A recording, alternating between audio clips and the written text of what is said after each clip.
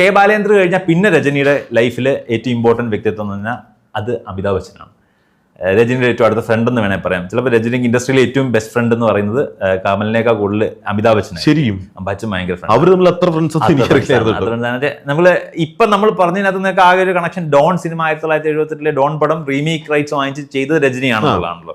ശരിക്കും ഭാഷയുടെ അതിർവരമ്പുകൾ ഭേദിച്ച് രജനിയെ വേറൊരു ലെവലിലേക്ക് സൗത്തിൽ നിന്ന് നോർത്തിലേക്ക് പ്രതിഷ്ഠിച്ചത് അമിതാഭ് ബച്ചന്റെ സപ്പോർട്ട് അല്ലെങ്കിൽ അമിതാഭ് ബച്ചന്റെ ഫ്രണ്ട്ഷിപ്പ് ആയിരിക്കും. കാരണം ഡോൺ മാത്രമല്ല റീമേക്ക് ചെയ്തിട്ടുള്ള രജനി മജ്ബൂർ, തൃശ്ശൂല്, അമർ അക്ബർ അന്തോണി, ദീവാർ, ഇതൊക്കെ അമിതാഭിന്റെ കരിയറിലെ ഏറ്റവും വലിയ ഹിറ്റുകളാണ്. ഇതൊക്കെ രജനിയെ റീമേക്ക് ചെയ്തേക്കുന്നത് തമിഴിലേക്ക്. എല്ലാം ആംഗ്രി യങ് മാൻ ടെംപ്ലേറ്റുള്ള അമിതാഭിന്റെ 11 സിനിമ രജനി റീമേക്ക് ചെയ്തിട്ടുണ്ട്. ചിലപ്പോൾ ഒരു സ്റ്റാറിന്റെ വേറൊരു ഇൻഡസ്ട്രിയിലേക്ക് കൊണ്ട് അത്ര ആരും റീമേക്ക് ചെയ്തിട്ടുണ്ടാവില്ല. അത് അവരുടെ കണക്ഷനാണ്. ഇപ്പൊ ഈ റീമേക്ക് മാത്രം കണക്ഷൻ നിൽക്കുന്നില്ല. രജനിയെ ഇവിടുന്ന് അങ്ങോട്ടേക്ക് കൊണ്ട് ഹിന്ദിയിൽ പ്ലേസ് ചെയ്ത് സ്റ്റാർട്ട് ചെയ്തതും അമിതാഭ് ബച്ചനാണ്. 1983 അന്താ ഖാനു എന്ന സിനിമ രജനി നായകനായിട്ട്, അതായത് almost equivalent to Amitabh Bachchan റോളിൽ സിനിമ ചെയ്തിട്ടുണ്ട്. ആ സിനിമ ഭയങ്കര ഹിറ്റായിരുന്നു. ശരിക്കും ആ സിനിമ തമിഴ് റീമേക്കാണ്. അത് ഇവരുടെ തമ്മിലുള്ള കണക്ഷൻ സംഭവിച്ചത്. അതായത് വിജയുടെ ഫാദർ S.A. ചന്ദ്രശേഖർ, നമ്മുടെ ഇളയ തളപതി വിജയുടെ ഫാദർ S.A. ചന്ദ്രശേഖർ ഡയറക്ടറാണ്, പ്രൊഡ്യൂസറാണ്, ഡയറക്ടറാണ്. പുള്ളിയുടെ സട്ടം ഒരു ലിറ്റർ എന്നൊരു സിനിമയുണ്ട് വിജയകാന്തിനെ നായകനാക്കി. ഇതേ സിനിമ 1983 2 വർഷം കഴിഞ്ഞിട്ട് അന്താ ഖാനു എന്ന പേരിൽ അമിതാഭ് ബച്ചനും രജനീകാന്ത് വെച്ച് അവിടെ റീമേക്ക് ചെയ്ത് ഭയങ്കര ഹിറ്റായിരുന്നു ആ സിനിമ.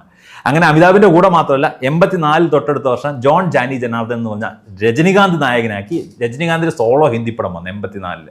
അതും ഭയങ്കര ഹിറ്റായിരുന്നു. ആ പടത്തിന്റെ പ്രത്യേകിച്ച് ആ പടത്തിൽ രജനീകാന്ത് ട്രിപ്പിൾ റോളാണ്. 3 ശരിക്കും അത് 82 മൂന്നുമുഖം എന്ന പേരിൽ രജനീകാന്തിന്റെ ഒരു ഹിറ്റ് പടമുണ്ട്. അതെടുത്ത് അവർ റീമേക്ക് ചെയ്യാൻ കൊണ്ടുപോയി വേറെ ആരെയും വിളിച്ചിട്ട് രജനീകാന്തിനെ നേരെ അങ്ങോട്ട് കൊണ്ടുപോയിട്ട് റീമേക്ക് ചെയ്യുന്ന രജനീകാന്തിനെ വെച്ചിട്ട് ഒരു ട്രിപ്പിൾ റോളിൽ ഒരു ഹിന്ദി സിനിമ വേറെ ആരും ഹിറ്റാക്കിയിട്ടില്ല ഹിന്ദിയില്.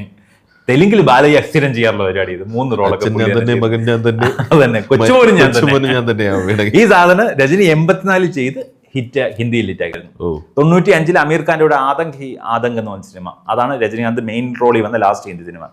കരിയറിൽ 22 ഹിന്ദി സിനിമ സോളോ മെയിൻ ലീഡായിട്ട് അല്ലെങ്കിൽ മെയിൻ റോളിൽ പുള്ളി ഹിന്ദി സിനിമ ചെയ്തു. 22 സിനിമ. ഒരു സ്റ്റാർ വേറൊരു പുതിയ ഇൻഫർമേഷൻ വേറൊരു ഇൻഡസ്ട്രിയിൽ പോയിട്ട് അത്രയും സക്സസ്ഫുൾ സംഭവങ്ങൾ വേറെ ആരും ചെയ്തിട്ടില്ല.